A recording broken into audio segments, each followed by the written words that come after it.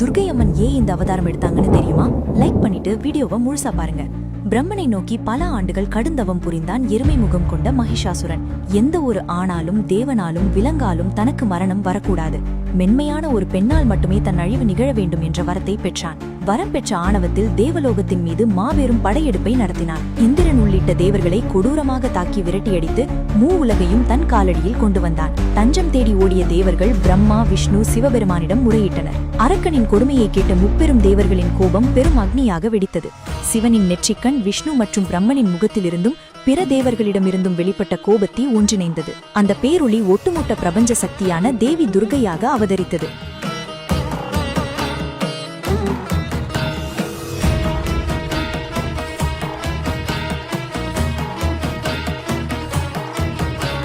பத்து கைகளுடனும் பேரழகும் பெரும் கோபமுமாக நின்ற அன்னைக்கு தேவர்கள் தங்கள் சக்தி வாய்ந்த ஆயுதங்களை வழங்கினர். சிவபெருமான் தன் திரிசூலத்தையும், விஷ்ணு சுதர்சன சக்கரத்தையும், இந்திரன் வஜ்ராயுதத்தையும், வாயுதேவன் வில்லையும் அம்புகளையும் வழங்கினர். பனிமலை அரசன் தேவி அமர்ந்து செல்ல ஒரு கம்பீரமான சிங்கத்தை வாகனமாக அளித்தார். சிம்ம வாகனத்தில் ஏறி போர்க்களம் புகுந்தாள் துர்க்கை. அரக்கன், சிங்கம், யானை என பல மாய உருவங்களை எடுத்து தாக்கினான். ஆனால் தேவி சற்றும் சளைக்கவில்லை.